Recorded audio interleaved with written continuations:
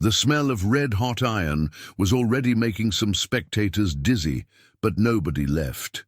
The man, tied naked on the burning metal plate, wasn't screaming. He was smiling. As his flesh crackled under the heat, he looked at the executioner and said with astonishing calm, "You can turn me over, this side is done." What drives someone in the midst of unimaginable pain to mock their own death? This isn't a fable. It's a fact, and it was just the beginning. And if you, just like me, believe that some stories weren't made to entertain, but to confront, then you're in the right place. Here, we don't talk about what's comfortable. We talk about what's been forgotten, buried, or burned, so it would never return. Subscribe to the channel now, because what you're about to hear isn't fiction. It's history, and real history. Hurts. Rome, 3rd century. Imagine a place that gleams on the outside, but inside, silently, rots. The city was beautiful, yes. Marble, statues, power everywhere. But it was also a furnace lit against anyone who dared believe differently, especially if that faith disturbed the throne. And it did disturb them. Simply walking the streets with that steady gaze without raising your voice was enough to make soldiers uneasy and prefects irritated. He had no gold, no positions. He didn't come from a noble family. But what he carried couldn't be bought.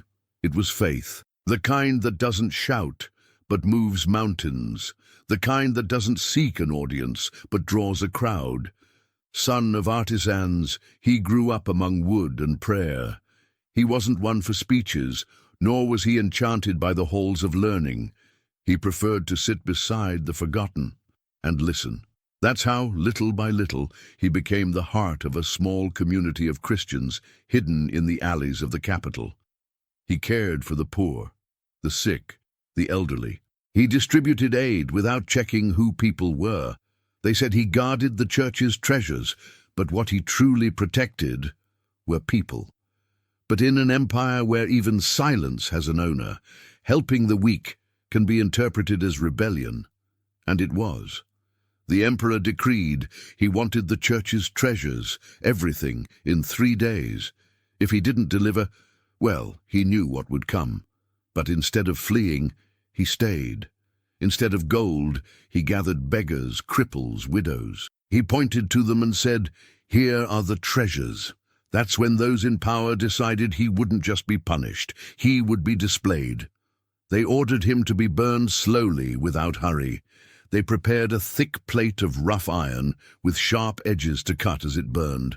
The coals would be kept alive, but not hot enough to kill him quickly. They wanted pain. They wanted eyes open until the end. And he went, barefoot, chains on his wrists. The crowd, in shock, made way. Not because of brutality, but because of the serenity with which he walked toward the iron. That morning in Rome, the empire didn't send a message. They sent an entire man. It wasn't a whispered order. It was an official decree, with a seal, witnesses, and very clear threats. 3 days. That was the deadline. 3 days to hand over everything the church possessed. Coins, utensils, robes, relics, documents. It was his chance to save his own skin, or die slowly. But he didn't run. And he didn't negotiate either. In the narrow corridors where people hid, the news spread quickly. "They'll take him too. There's no escape." Some begged, "Run! Hide! Change your name!" But he just shook his head, like someone who had already decided before the threat was even made.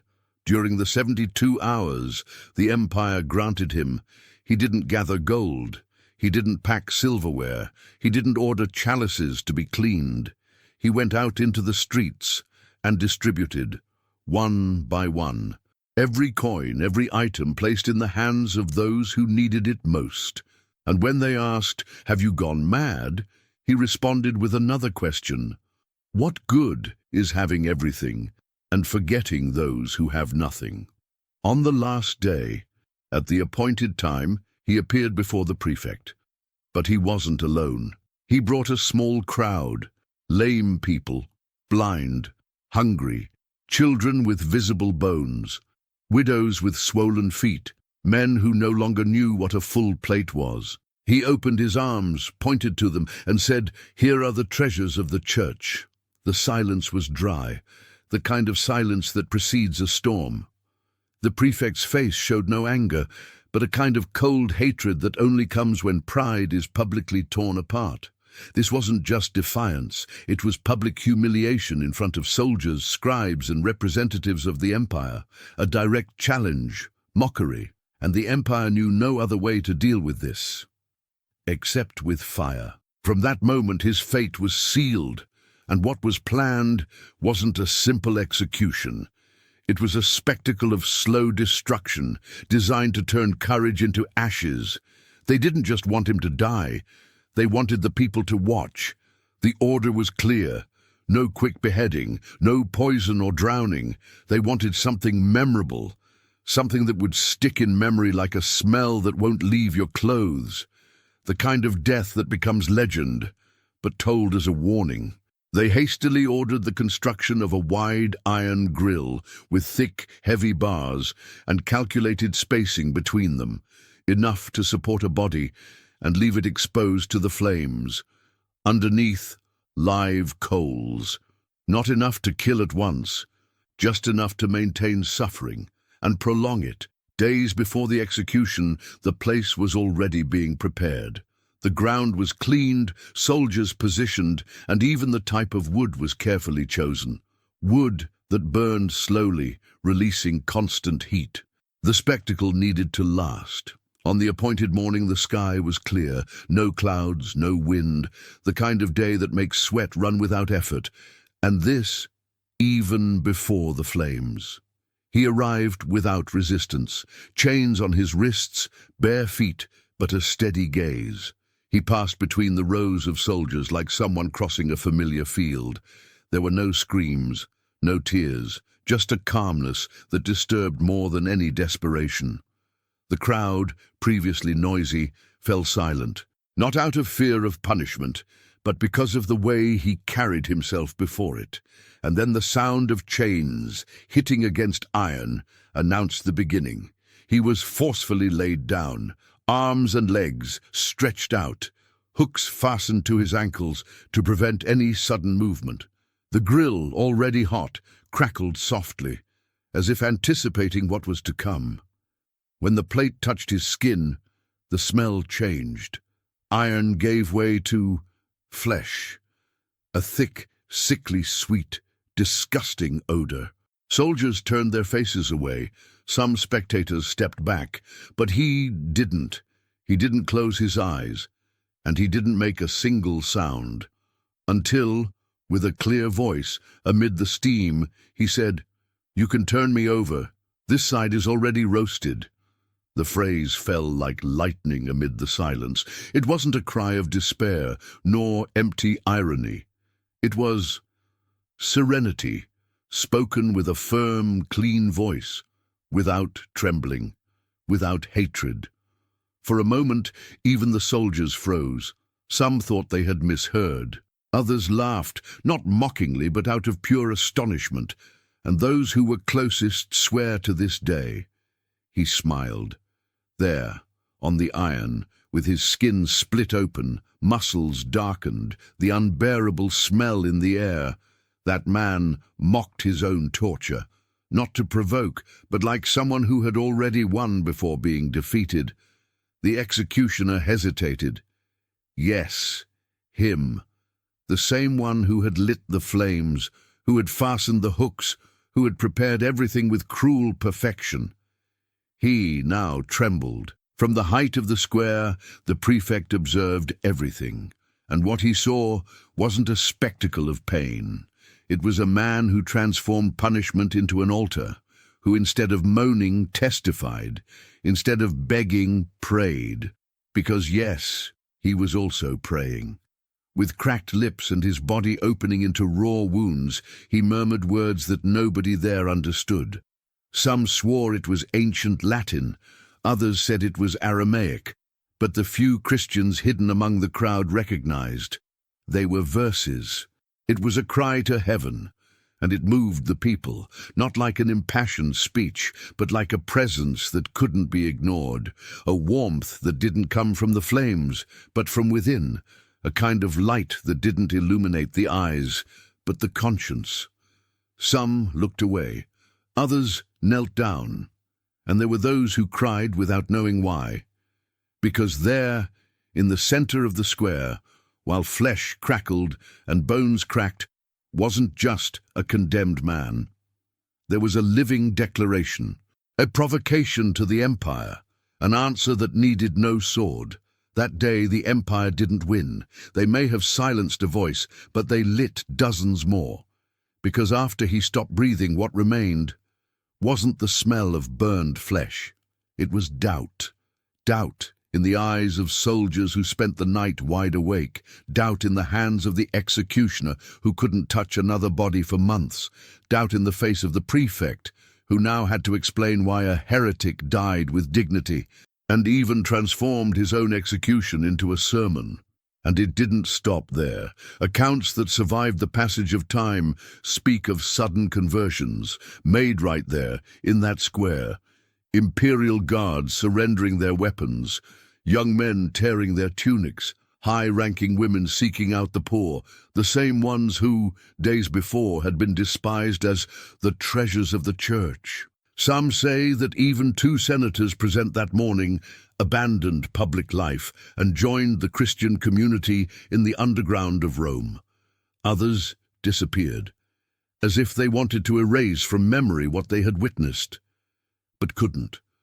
The body, burned almost completely, was collected by hands trembling with fear, but full of respect. Nobody knows exactly who they were, but it's said that it was a small group of silent faithful who passed through the shadows of night and gathered what remained, wrapped in a simple cloth, soaked in vinegar and tears.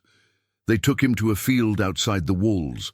There was no procession, no singing, just a whispered prayer and the weight of certainty. This burial was the beginning of something, not the end, and they were right, because that man's name would begin to circulate through Rome like a spark that doesn't go out. Not as a rebel, but as someone who faced the greatest empire on earth, without a sword, without an army, without fear, and won.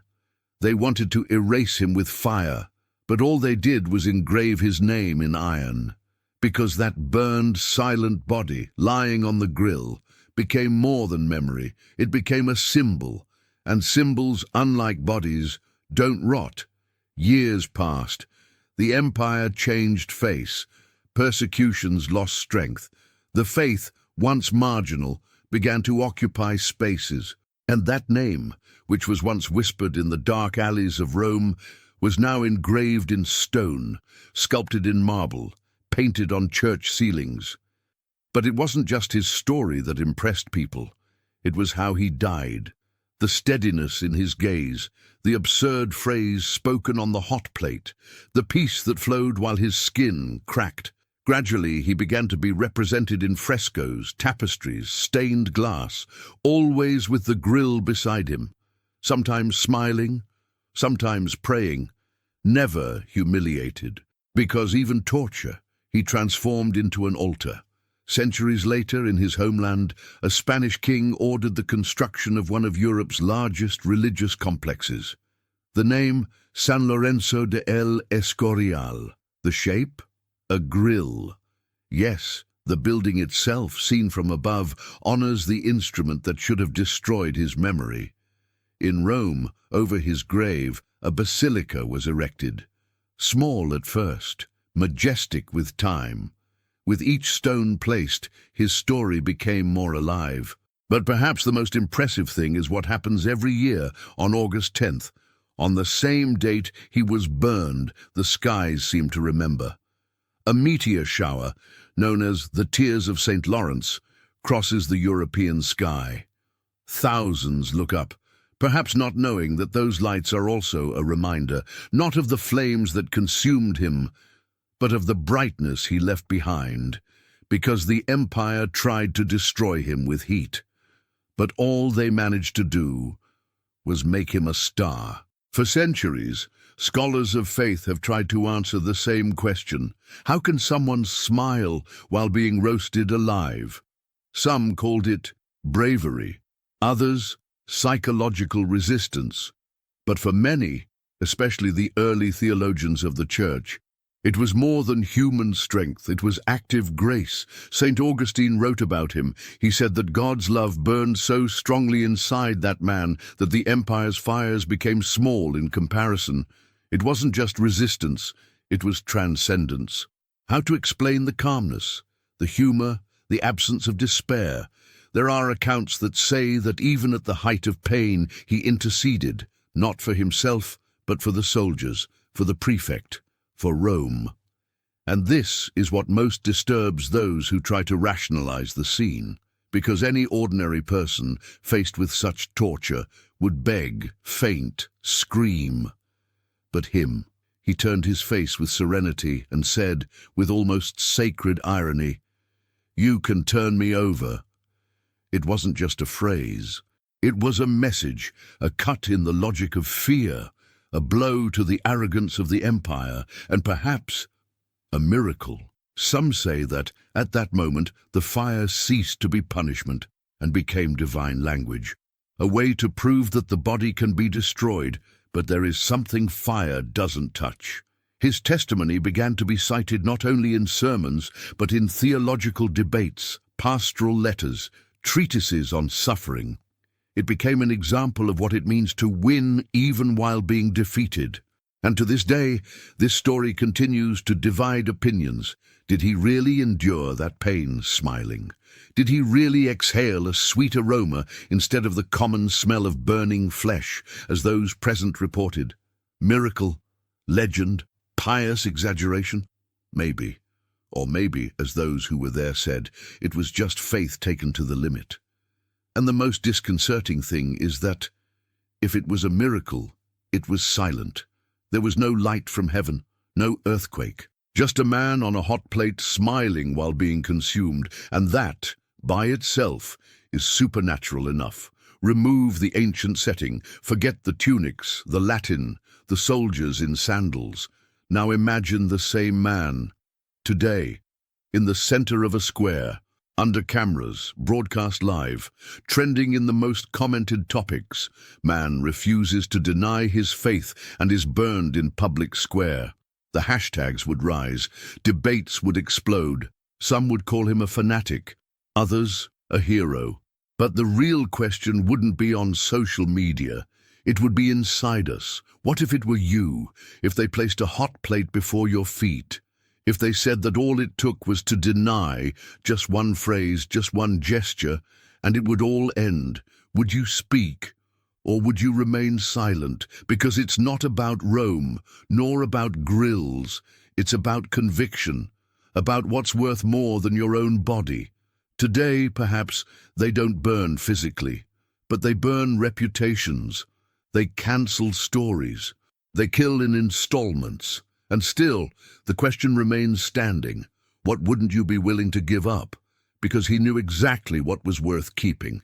And because of that, he didn't hesitate. But what about us? Each day, we give up small truths to maintain appearances.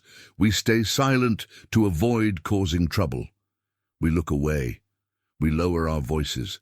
And there's no hot plate on the ground. This man's story didn't survive because it was tragic. It survived because it exposes what we've been avoiding. How far does our faith go?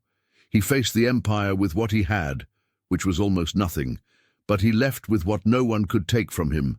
Today, while we seek comfort, likes, validation, his image on the iron continues to watch us and asks, without saying a word, could you endure it? He didn't write books. He didn't lead armies.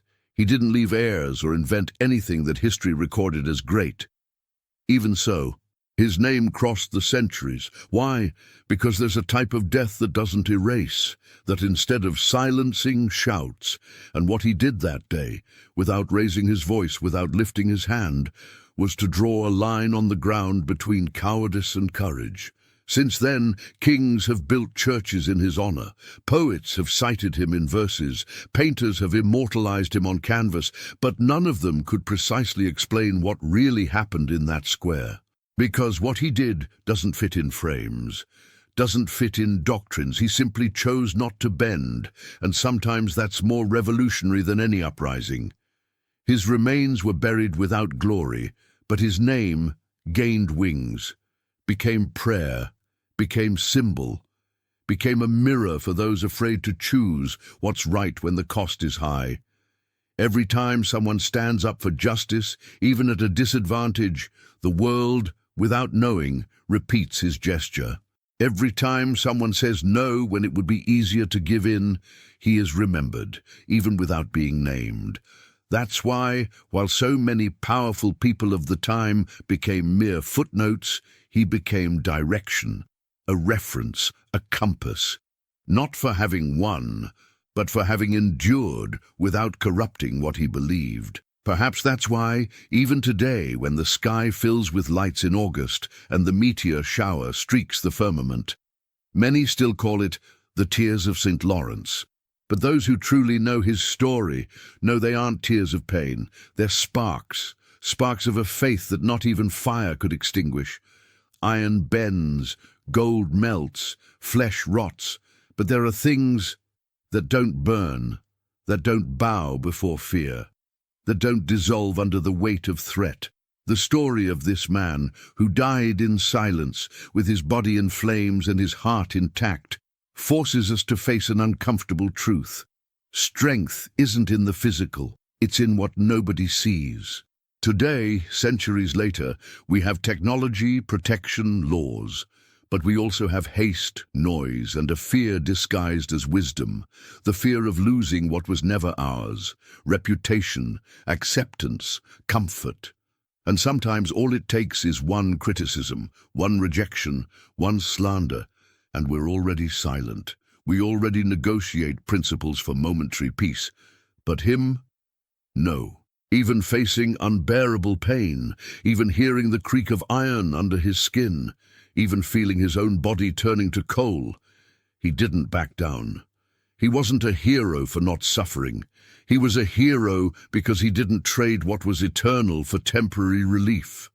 And that's what no one could take from him. The empire fell, the governors died, the square turned to ruins. But his name remained, not for glory, but for truth. The truth that there are moments in life when you don't need to win. You just need not to sell out, and when everything around you asks you to give in. Perhaps the only truly unbreakable thing is a faith that burns inside, more than any ember outside. If this story made you pause, even if just for a few seconds, if at some point you caught yourself asking, "And me? What would I do in his place?" then you've already understood.